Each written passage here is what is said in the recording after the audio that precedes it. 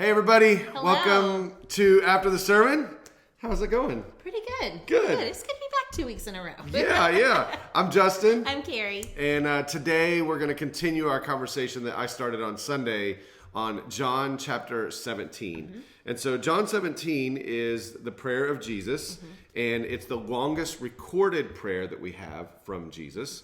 And I described this in the sermon on Sunday. I'd encourage you to go back and listen to it online. But describe that really what they think is happening here is they're walking through the streets of Jerusalem on the way to the Kidron Valley where Jesus is going to be arrested. He is going to be then the Passion Week really begins. And so they're walking through the streets and Jesus stops after John 16, turns around and he begins to pray for his disciples and over his disciples. And it's a beautiful, very powerful prayer. And I looked at it from the angle of, here are some practical things we can learn from Jesus's prayer. Like, here's the example that Jesus is setting for us. So what I want to ask you first is, what example that I talked about stood out to you the most? So the power of praying out loud. Do you have them written down? Because I don't have them. I do. Be specific in because prayer. I take notes while you preach. Fancy notes. Praying good news over one another and then being unified in our passions. Yeah, our passions are unified through prayer. Yeah. So which one of those stood out to you? And then you can ask your question. Something I started about a year ago is this being specific in my prayer. Because I always was like, oh God, if I tell you what I want, you're going to say no. So just, your will be done. And I would never pray specifics. And I actually have started doing that. But what I thought was interesting, I've never heard point 4. Our passions are unified through prayer. Can you talk a little bit more about what that is? Yeah. So obviously Jesus is saying to his disciples, or he's praying that his disciples, us and his current disciples at that time and us, that we would be one. And that when we are one, when we are unified in the passion that the world would know who he is, that the world will see him. Yeah. And so here at One Life, in our membership class, we talk about consistent pursuit of peace making. So the consistent pursuit of making peace in the world. And so in my mind, what that means is that when we pray with one another and when we pray for one another, it unifies our hearts around the mission of Jesus. It brings peace to our relationships, shalom to our relationships. And rather than us being divided on every little distinction that we have, we actually find common ground where we're working towards the mission that Jesus has for us. The other thing I think that happens, I know that happens, I've had this in my own experience, is that when we pray with one another, when we pray for one another, and we pray over one another, then I stop looking at people as problems or pawns to be used, and I see them as a child of God, as an image bearer of God, as someone that we're on the same team. Yeah. Does that make sense? Yes. So that is... yes. That is something that it's almost like one of my mottos in marriage and our family. I say it all the time. We are all on the same team. That's good. And that has carried our family through struggles and conflict and discernment. Like, we're not against each other. Yes. We are on the same mission. And if you think about the church as a family, which Jesus does. Yes. That is so important. Yeah. So here's something I do in marriage counseling and pre-marriage counseling is that, let's say this microphone is the issue that we're talking about. So if and let's say we're having an issue in our 242 group, or you're having an issue with a friend or your spouse or your kids. A lot of times we'll take that issue and we'll put it between us, and it stands between us, and we start talking about the issue that's between us, rather than taking the issue and putting it out in front of us and then us being on the same team and saying, all right, what are we going to do about that? Exactly. And so the mission of God is that we would make Jesus known in the world. Let's get on the same team and aim at that thing. Exactly. And the way we do that is praying for one another and praying with one another so that our passions are aimed in the same direction. Yeah. Absolutely. Cool. So what question came up for you as we looked at this prayer in John 17? Well, it actually really goes with that 4th point. Okay. Through the whole, John 13 through 17, the theme is, I want you to be unified. Yep. I want you to serve each other, and I want you to love each other. Yeah. And you said the church being one, having a unified passion, is our greatest testimony that we have to the world. I don't think that's the testimony we have to the world right now. That's probably true. Yes. But just like you said, Jesus lived in a pluralistic society. I don't think people understand just how close it was back then to now. Yes. And the first Christians dealt with some of the same pushback that Christians now do, but yet they were unified. Yes. So how can we go back to that? Yeah. Well, so we preached through the book of Philippians last year in 2022, and we continued to see that there's so much connection between the world that Paul was writing in and the world that the Philippians were living in and our world today. Yeah. And what Paul was calling the church to be was citizens of heaven, citizens of this other kingdom.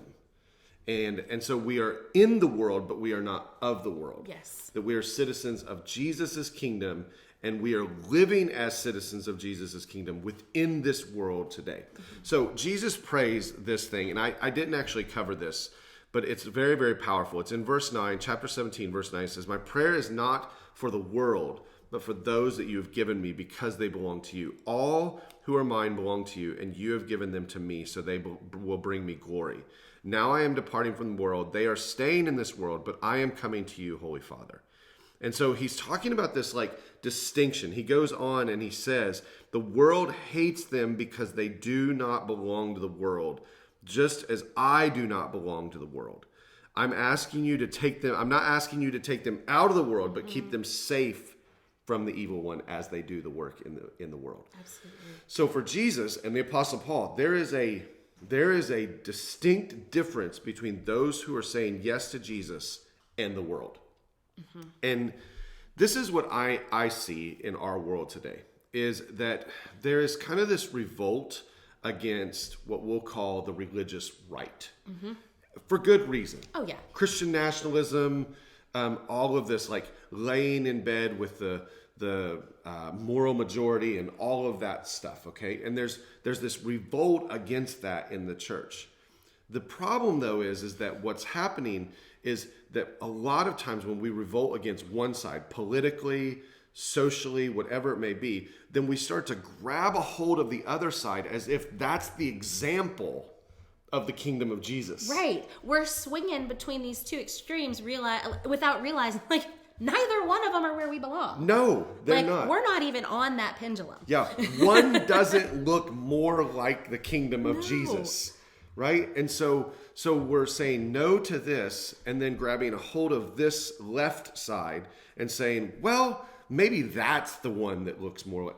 That is not what Jesus is saying. What Jesus is saying is both sides are the world, and my followers are different than the world. Paul calls us citizens of the kingdom of Jesus, citizens of heaven. And so we are to be different than the world. And a lot of times the world will hate us for that. And so Henry Nouwen talks about that the biggest temptation, one of the three temptations the church will face is the temptation of relevance. Yeah.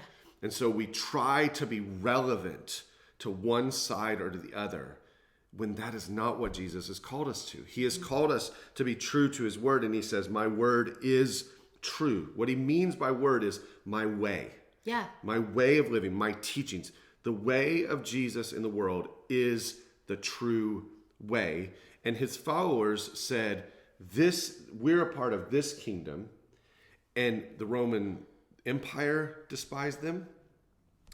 The religious the religious systems, because they were lots of different systems. The religious systems hated them because they were living in this other way that was the kingdom of heaven. Yes, and I think sometimes, so let's take that.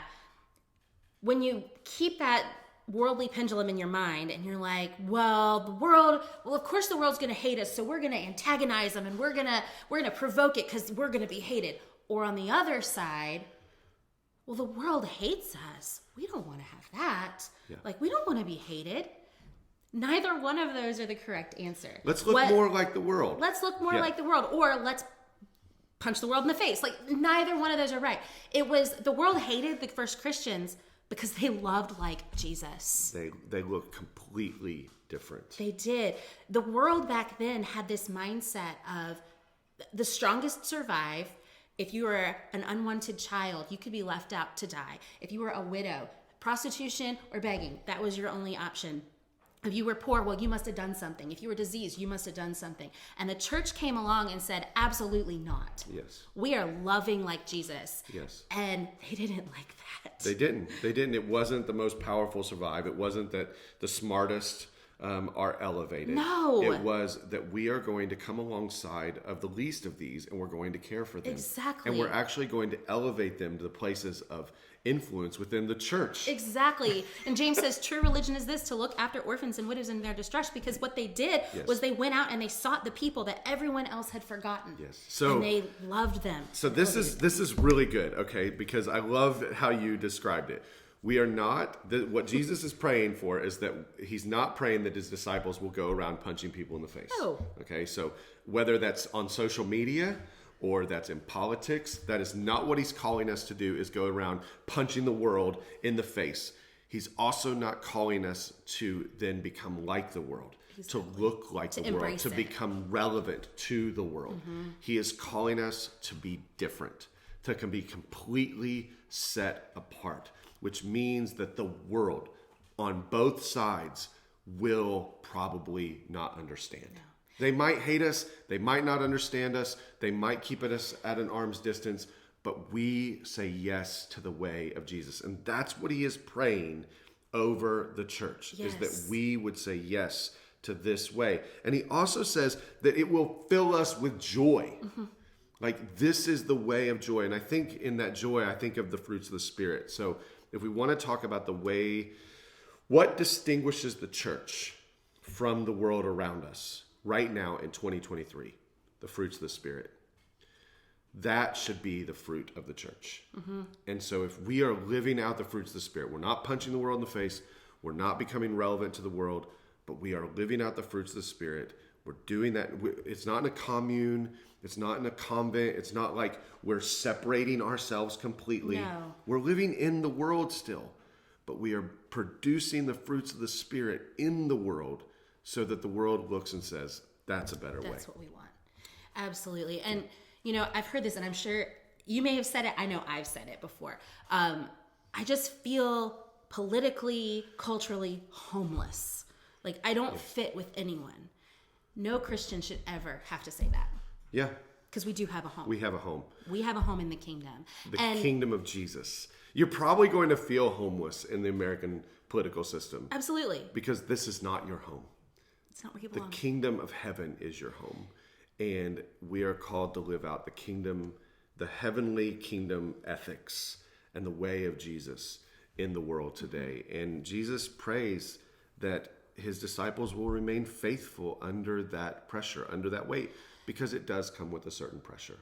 Absolutely. And you were reading, and I was kind of following along, and my eyes jumped down to another verse, and I want to touch on it because I feel like some people watching might be like, okay, yeah, way to like dream with your head in the clouds, Justin and Carrie, because that is impossible. We are never going to be united. Have you looked around?